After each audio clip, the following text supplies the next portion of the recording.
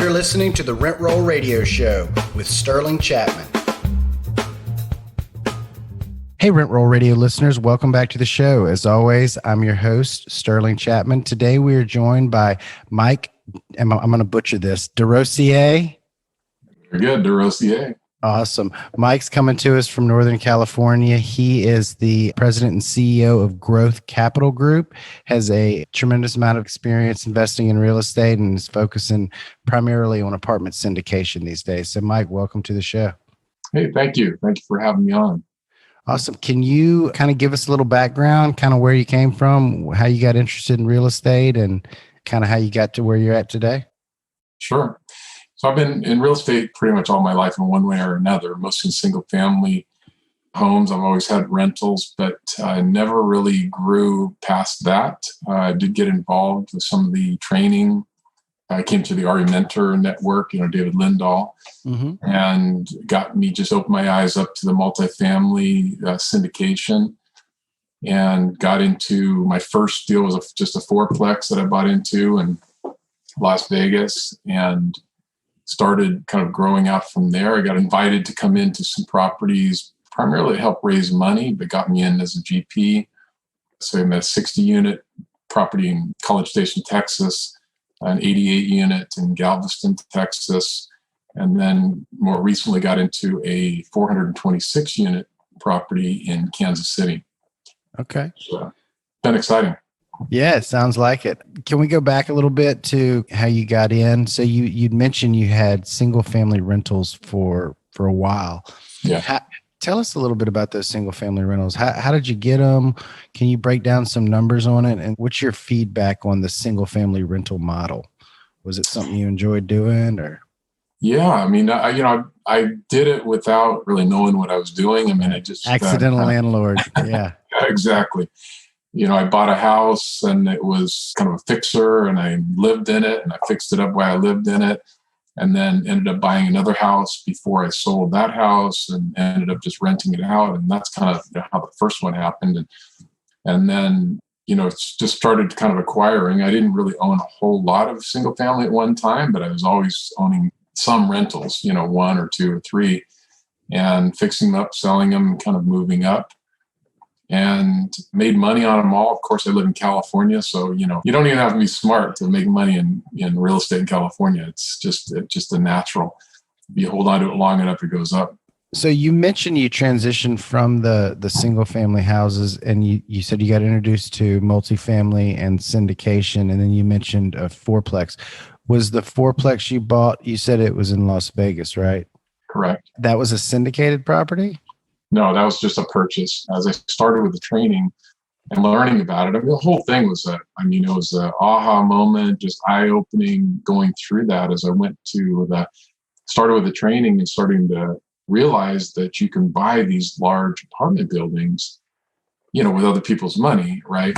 And because you look at these buildings and they're $5 million, $10 million, $20 million for these, giant complexes, and it just doesn't seem possible for anybody, right? But they teach you how to do that, and it's through the syndication. And once you really start learning the process of it, and you start building your own confidence that it's not just a pie in the sky. I mean, it's something that can really be obtained, and it's truly a good opportunity for the investors to come in, and a great way for them to make money. And as a passive investor to, so I'm in California, we're close to Silicon Valley, so we get a lot of high tech type people over here. And I use that example as kind of a perfect example, right? These are educated people that make a tremendous amount of money, right? They get salaries that can start at $250,000. They can make $400,000 just as a salary job. It's crazy money. They work like dogs. They're always behind their computers. They rarely have any real personal life, and they don't really know what to do with their money. Half the time it sits in a checking account, and they don't even know what to do with it. They're just working and getting a paycheck and depositing their checks. And so this is a great opportunity for somebody like that to make money on their money and really excel their lifelong goal, which is to retire and have a lot of assets. So it's also a very fun investment, right? Much more fun than many others. I mean, you can touch it, you can see it, you could drive over there and take a look at it if you wanted to, and, no matter where it's, even out of state. But anyway, point is, so just realizing all of that as I was going through it, that built my confidence to go after that type of getting investors for properties. And so I started talking about it. And the investors kind of came, fortunately for me, the investors kind of came before my first property. I ended up buying the Fourplex in Las Vegas just simply. I bought that pretty much while I was just starting the training. And it's because I wanted to, that's just my personality. It's like, if I'm going to get into a job, it's like, I want to immerse myself and I want to know everything about that job before I really feel that I can do a good job. And so I took on the Fourplex. I self-managed it. I knew what I was getting into, dealing with the toilets and the garbage disposals, as they say, right? Now, how far are you away from Las Vegas? So you were managing it long distance. Long distance, that's right. Yeah, it's a plane flight. I mean, you can't really drive there. It's probably a 12-hour drive. And so, but it's only an hour flight. So you can be on a plane at, 6, 7 in the morning and you can be home at night and, the wife doesn't even know you left. Right. So it's it worked pretty good. But that was also part of it. It's part of that managing it from afar. I didn't even think that was really possible. That just seemed so difficult. But, you get the right people on, boots on the ground. I was self-managing, but, you can find contractors, you can find refrigeration people, you can find carpet people, you can find remodeling people, all those kind of things. And so I dove into that as a fourplex, just starting small to kind of get a feel for what that's like, right? Not that was my goals. I knew I wanted to go to bigger and I want to get property manager. I don't want to manage these things myself, but I wanted to get an idea of what that felt like and how many phone calls, you really do get in the middle of the night, saying my toilet's plugged or, whatever, right? Which really hasn't been bad. I mean, I do see there is some maintenance that goes on and, different things, even one tenant complaining about another tenant kind of thing. I'm a little too accessible to those, but it's only a fourplex, so it's not a big deal. But what it did do is then get me invited to come into some of these other larger properties as a GP, which I was very excited to do, to understand that side of it on the larger level. So tell me about, and I can definitely appreciate wanting to get the experience managing it yourself. I've gotten that experience and learned the hard way.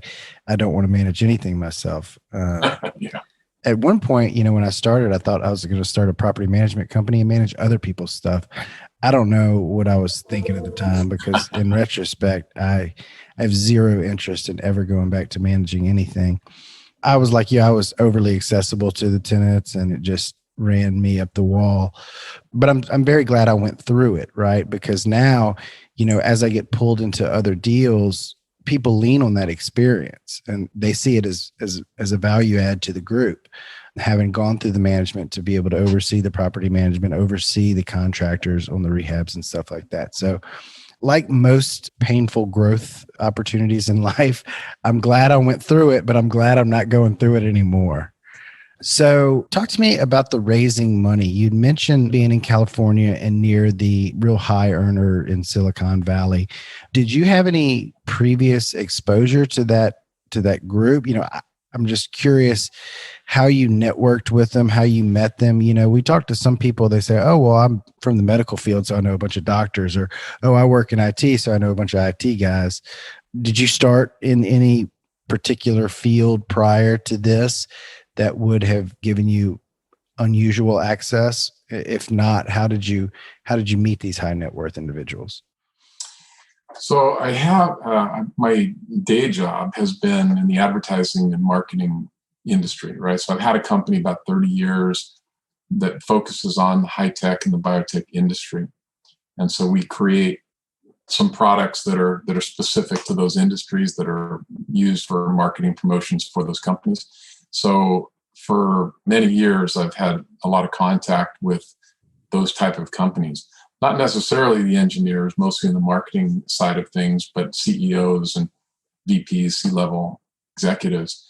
I haven't really tapped into that a whole lot, but it for sure gives me the confidence to talk to them. And then, I've got onto a lot of different meetups in different areas, both on the marketing side as well as on the investing side and the syndication side. And I'm able to talk to those people pretty well. I mean, I connect with them really well. I understand where they come from. And And so there's been some investments that have come through that, even through my circle of friends that on that end, they're kind of more on the entrepreneurial side. They seem to all own businesses of some sort. And it's kind of the same thing there, right? Those type of businesses, there's a lot of people that make a lot of money in different industries, right? It doesn't matter if they own a body shop or they own a string of carpet cleaners or retail stores, and they make a lot of money, but they don't necessarily know what to do with their money other than putting it back into their business. And which, obviously can be a very good thing, but it's nice to diversify your portfolio, get the money into something else. And this is an opportunity to do so. Absolutely.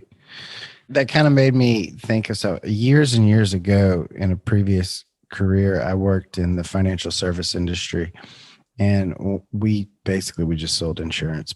One of our like sales pitches or taglines was, because we like to work with higher net worth individuals. They buy more insurance, they invest more, and you get paid a percentage about how much they invest in that industry.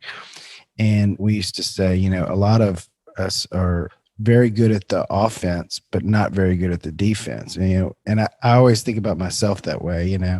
A lot of us, and me and my peer group, are good at going out and making a lot of money, but then kind of don't know what to do with it. So you either end up spending it or investing it in some stock that you don't know anything about, because it's not our day job to study stocks, So I think you hit the nail on the head with this. Is an awesome and opportunity to kind of fill that gap with something that's a little simpler to understand. When I go over the large multifamily deals with people, I've yet to come across, somebody that has the money to invest that I couldn't simply explain the deal to and then be able to wrap their head around it. If I was trying to get them to invest in Tesla or something, they'd be like, well, okay, why? What makes you think, oh, I don't know, I heard somebody say it was a good stock. Yeah, exactly. Yeah, stocks are tough. I've played stocks for a long time. And no matter how smart you think you are on stocks, there's a lot of people that are way smarter than you are. And when you're thinking about buying, they're ready to sell, and and so on. It's easy to get trapped into that. Yeah.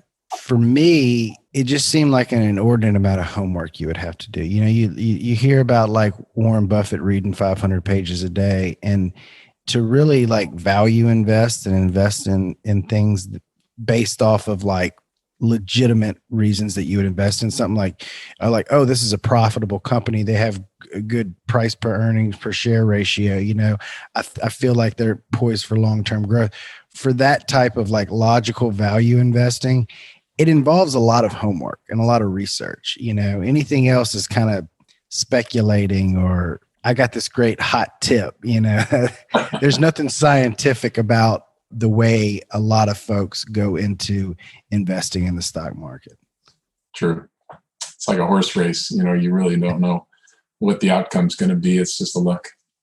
So tell us about these larger deals you did. Sounds like you started in Texas and then moved up to Kansas City. Yeah, so I got in a couple of deals in Texas through, I got invited into another partnership, and they invited me in.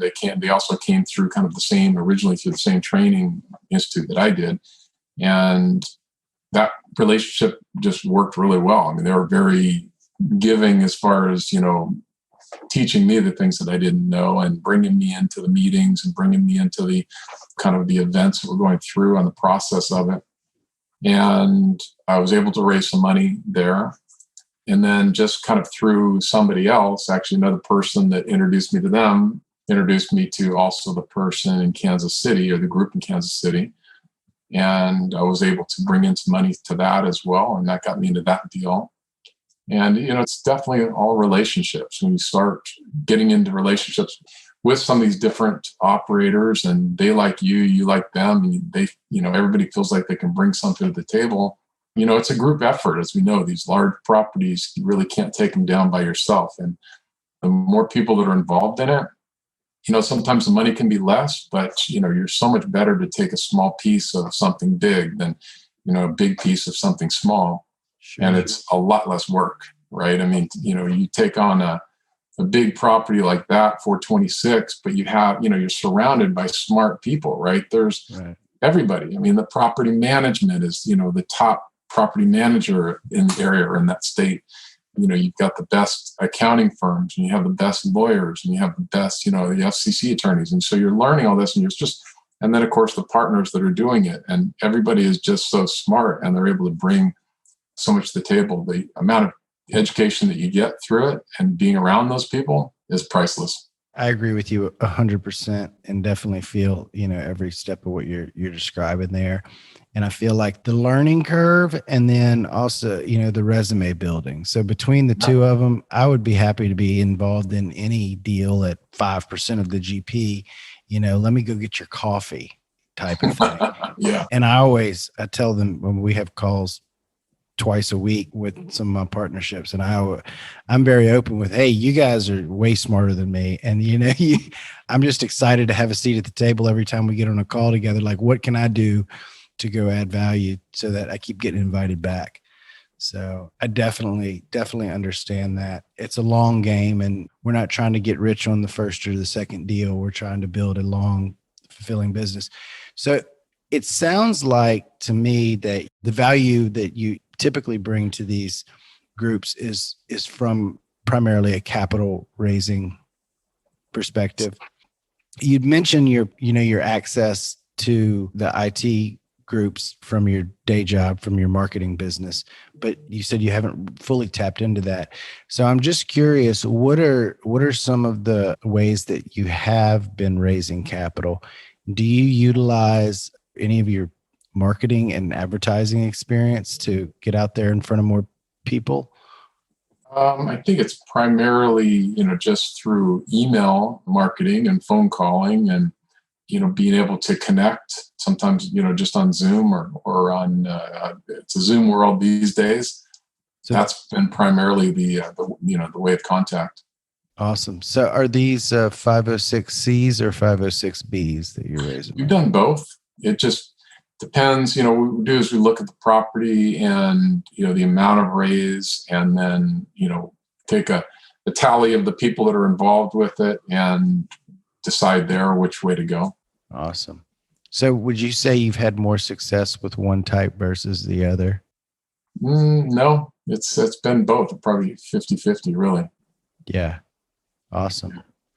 I'm curious because we're finishing up a B, and I anticipate the next one being a C, but with a B, you're typically reaching out to the folks you've had a pre-existing relationship with, and you've been building your reputation with them likely for years, versus a C where you're advertising and just trying to pull in strangers and build that value and build that rapport and build that trust with them in a matter of maybe an hour, and then convincing them to invest. I was just wondering if there was any notable kind of emotions that differentiated those two exercises.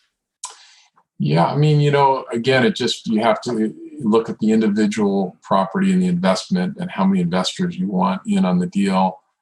But, in the syndication world, it's not really all about one deal. I mean, right. I mean, immediately, I'm closing on one deal right now. I should be closing probably next week, but we're already in contract. We're signing the PSA today on another deal. So when you raise it under one and they don't qualify as an investor for that qualification, you just put them on to the next one. And so it's really about accumulating as many investors as you can that will qualify in both, and then the right investment will come up for them. Awesome. So you say we are about to sign a contract on another one, and I'm just curious, what do you mean by we, and kind of like, what is the acquisition kind of, maybe your acquisition partner or the acquisition branch of your business? What is being done by whoever is finding these deals to find the deals? Right. Well, the one that we're signing on this week is I was brought in actually as a GP onto this. It's 88 units down in Galveston, Texas. But I also came in to sign on the loan and help with sponsorship. So that's gotten me kind of the next, level of involvement with this group. And it's the same group that I'm partners on College Station property for 60 units in College Station. The one that we're signing the PSA on today, that is 60 units in Fort Worth, Texas. And this is another partner of mine that we have gone in. Actually, it's two groups, my wife and I and another couple. And we've been pursuing properties ourselves and placing LOIs. And so we just got one that's accepted and got into best and final, and it's been accepted. So now we're signing the PSA. And we actually brought in our other partners it's confusing, but Yeah, the other partner, the other partners following. They brought you in, and now you're bringing them in. Exactly. Yeah. So, how are you finding deals? Are you broker shopping, or are you doing some type of off market activity? Both. So on this deal, the other couple of partners of mine primarily have taken on the broker calls. And so she's on the phone all day long, pretty much calling brokers. And we've been focusing on the Texas market. So with that, she'll find the deals, get the property packages, sent over. I'll help with the underwriting, and her husband will do some of the underwriting, right? And then we place an LOI. And that's kind of how that has worked. So this one, we're kind of going in as partners on that, but we're bringing in a third, which is, again, another team that has a lot of experience in Texas, that property managers and, the same team that we're using in these other properties, because they're also invested. My partners are also invested with the same team as well.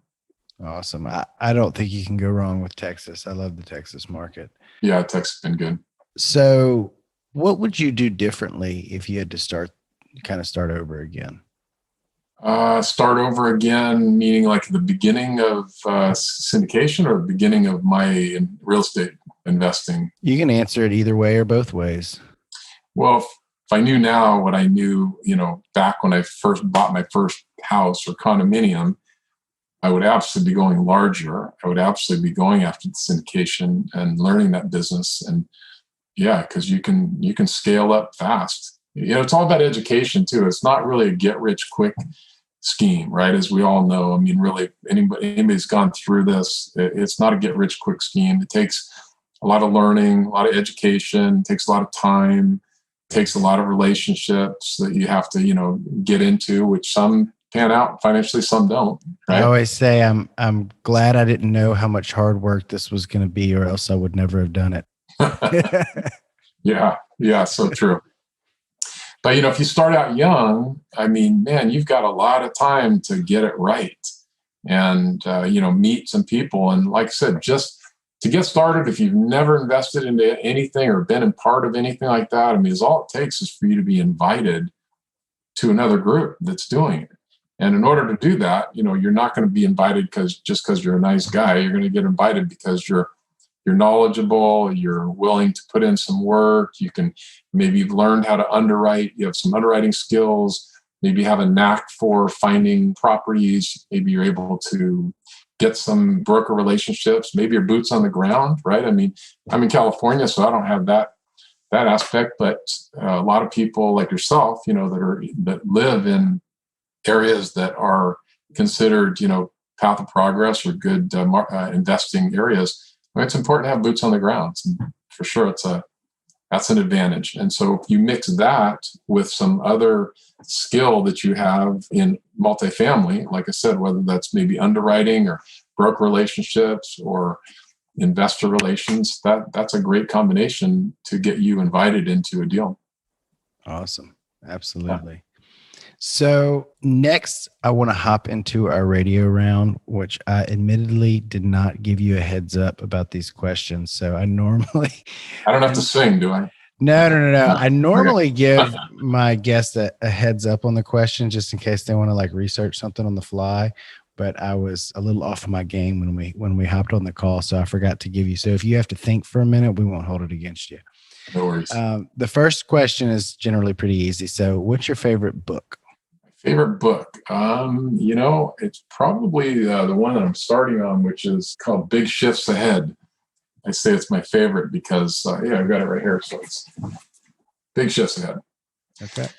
But I say that because I'm starting on it. And yeah, so that's my a favorite. It's what I'm. A lot of people's favorite book is the one they're reading right now. Yeah, right. And I can generally tell within the first few pages if it's going to be a good one. So the next question is, what's your favorite quote? And this is the one I like to give people a heads up on, because the folks I haven't given a heads up usually stall out here. Yeah. Yeah, I have a lot, but I mean, just coming from the, investor side of things, it would be to, under promise and over perform. Now it's kind of been overused in this industry, of course, used by a lot, but I do believe in it. Awesome. And what's your favorite thing to do outside of work? Outside of work, I love outdoor activities. Been in motorcycles my whole life, dirt bikes, as a kid, and mostly street bikes now. So I ride with a group of friends that we've done practically cross country, and, on dirt bikes, we've gone down the Baja all the way down to Cabo San Lucas and back. We've had some pretty good excursions over the years. I like boating. I'm a private pilot, so I haven't flown recently in the last really 3 years, but I enjoy that. And yeah, just hiking and biking. Awesome. Well, squeezing every inch out of life, huh? Try to, yeah. Awesome. And what better place to do it than beautiful Northern California? Yeah, exactly. Yeah, this last summer I went on an excursion with my motorcycle guys, right, which are really more adventure guys. We just love adventurous kind of things, but we did a 1-week trip in Alaska on jet skis. Awesome. Yeah, it was amazing. Great, about 500 miles. We went on jet skis from town to town and just went through some incredible passages. And as you probably see in the photo back there is in front of one of the glaciers on a jet ski. Awesome. It was really fun. So how can our listeners get in touch with you, learn more about you, find out more about your projects, or get in touch? Absolutely. They can email mike@growcaptoday.com, mike@growcaptoday.com. That's probably the best way to look me up, or look me up on LinkedIn, or, any of the other social media. I'm pretty accessible. Awesome. Well, thank you so much for joining us today, Mike. I really appreciated that. And, we all learned something new, and look forward to keeping up with you on your journey. Hey, Sterling, thanks for having me on. It's been a pleasure. Thanks for tuning in to the Rent Roll Radio Show, brought to you by Crestworth Capital. We hope you enjoyed the show. And if you did, please hit the subscribe button and leave us a rating and review. You can also visit us at crestworthcapital.com or rentrollradio.com, or follow us on Facebook at Rent Roll Radio or at Crestworth Capital. If you would like to reach us, feel free to shoot us an email at info@rentrollradio.com or sterling@crestworthcapital.com. We hope you come back next week to join us on some more of our journey. Until then, happy investing.